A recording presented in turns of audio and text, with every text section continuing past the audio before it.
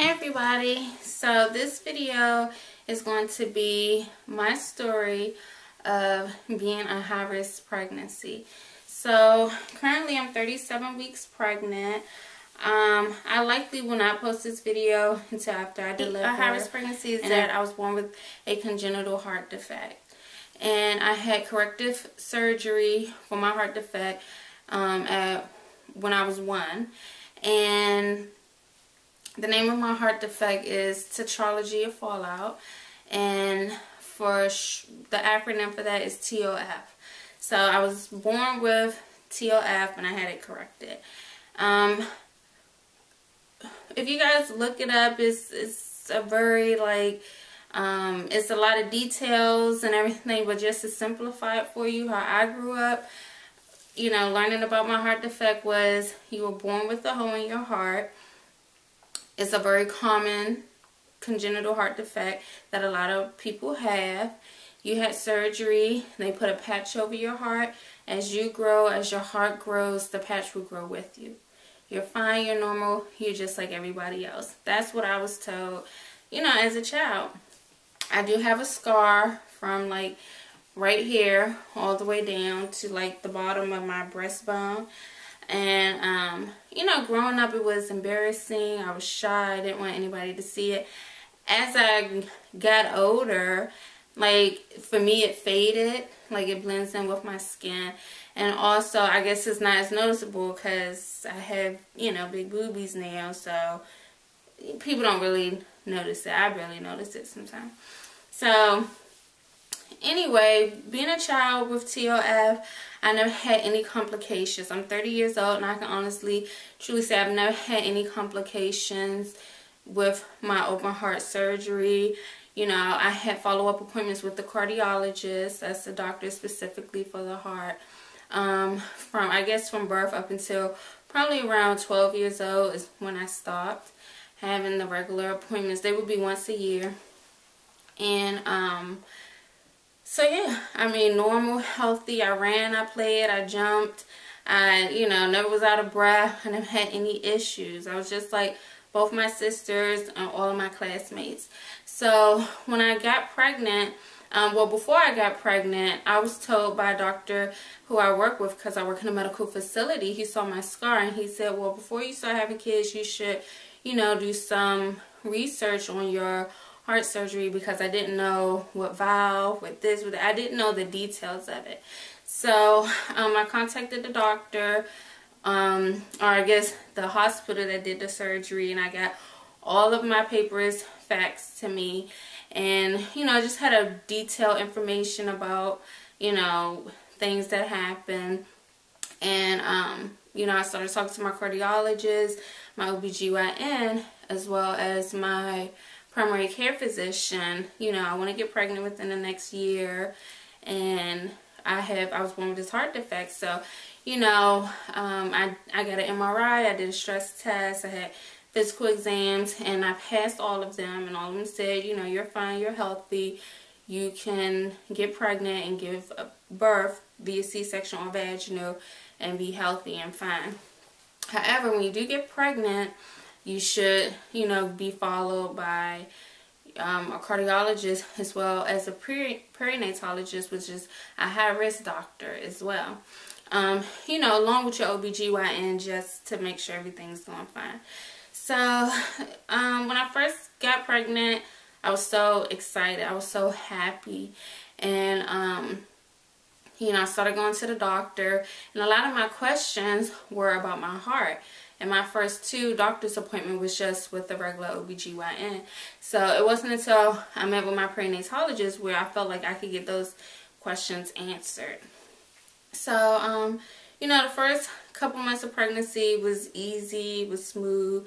I would just have like some breathing issues, but it wasn't due to my heart. It was because my nose got stuffy at night, and I would just freak myself out and feel like, oh no, I can't breathe, and I have like, you know, just a little scare or something like that, like, oh, I can't breathe. But it was just because I was congested. It wasn't like because of heart issues.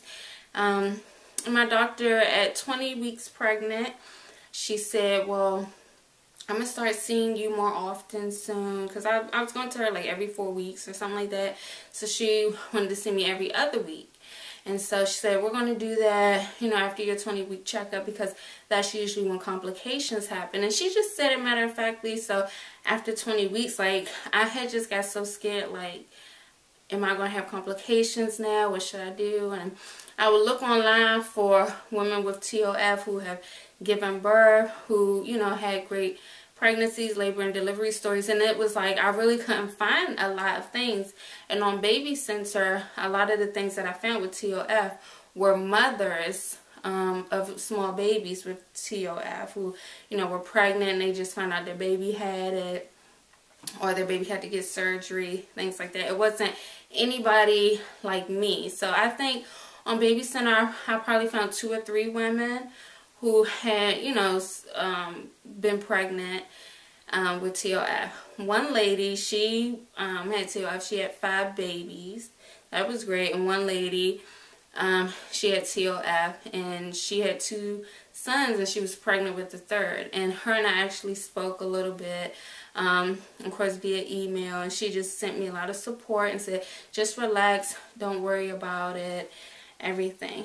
So for me, it just got scary because when I would go to the adult congenital cardiologist, who's the specialist who I started going to during my pregnancy, like, they just spoke about having a second surgery possibly in the future after you give birth, and how a lot of people who had this surgery in the 80s or in their childhood, like, you're going to need a second surgery eventually, because what they corrected over the years, they need to correct it again, because just over the years your heart changes. So that was like so scary for me, and I would cry, I feel so much anxiety. And of course, you know, I have my husband Larry giving me support, my mother, my 2 sisters, everybody's loving on me and supporting me, and it feels good and it would be comforting. But at the same time, they are not going through what I'm going through, and they, you know, they never did it. You know, like, my sister gave me so much advice about labor and delivery and this and that, but it's just like, you didn't have open heart surgery. So it's like I take it all in, I listen, but at the same time, it's just like, it's different for me. You know, all pregnancy is different. All pregnancies are different. All labors are different. But for me, just hearing, you know, the story of my sisters or anybody, my coworkers, just, I know so many people who had babies within the last couple years. It's just like, I felt like, you're not like me, you know. So it was just difficult. I felt like, you know, like, nobody understands, you know, for a while during my pregnancy. And it's just really stressful and emotional.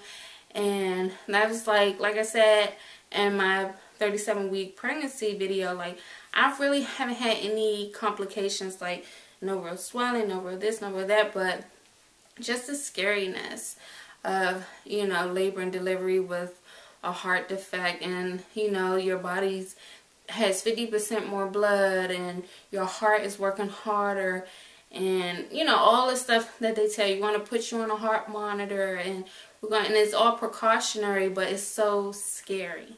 So I don't know. I just am just staying in prayer about everything, and I have faith, and I know I'm gonna be okay. I know there are women with success stories. I've read way more success stories than I have read, you know, tragic stories of women in my situation. But at the same time, like, it doesn't, like, you know that you're an individual. Like, it's on a case-by-case basis. So I'm just trying to stay positive and remain positive. And this has been therapeutic to me to talk about it and to share my story with you guys. Like I said, it's been difficult to find women like me. And I even had one doctor tell me, like, I asked her, how do women usually do who give birth with, you know, TOF? And she said, well, there aren't a lot of women out there like you. This is what a different OBGYN told me that I went to, because my doctor was off, so I had to go to a different one. And so you know, women out there, if you do have TOF or a different congenital heart defect, and my heart defect, I was told, and what I see online is very common in men and women. And also a big thing for me, when being born with this heart defect, my mother had 3 babies. I was her last baby, and you know, out of my 2 sisters, I'm the only one who have this. My mother and my father do not have, you know, any heart conditions. So, you know, it's just like, since I have this heart condition, it's also, I think, a small chance that my baby, that Liam, could have it. And so that was also a huge stressor for me early in pregnancy. Like, what if, you know, I pass this on to him? And they did, you know, the fetal heart echoes. They looked at his heart while he was in my belly at 20 weeks, and they didn't see anything because he was so small. Well, they didn't see the heart defect, but they wanted to see me again in 4 weeks when he got bigger. And so they looked again, and my doctor told me that he had a perfect heart. So thank God, Liam, you know, he's not going to be born with any congenital, well, with the heart defect like I was. But even if he was, you know, I'm 30 years old. I know he would still live a long, healthy, beautiful life just like any of the other babies out here being born with a congenital heart defect. You know, it's just like, I wish there were more things out there for us, for the adults. You know, I see a lot of things for babies. I wish it was more out there for adults. So that's why I just want to put this out here in the universe. Prayerfully, my story, you know, my story isn't over yet because I'm still pregnant. So I'll be doing a follow-up after I give birth. But I do want to just let you women know, if you are pregnant, that it's okay. You know, it's stressful, but don't let the stress overwhelm you or get to you. That's what I'm learning to do. Everything is in God's hands. We have no control over a lot of things, you know, so just give it to God and stay in prayer about it, and you will be okay. And you know, like, I read a few stories on message boards, and then one story on a website with a woman who had you know, my same heart defect, and she got married, she had a baby, she had her second surgery. She actually had hers before she got pregnant. So I just, you know, her story is very inspirational to me. So hopefully, prayerfully, my story can be inspirational to someone. I can give someone a sense of peace, just like these women's stories have been giving me peace and helping me. And again, just stay positive and happy, and know that everything's going to be okay.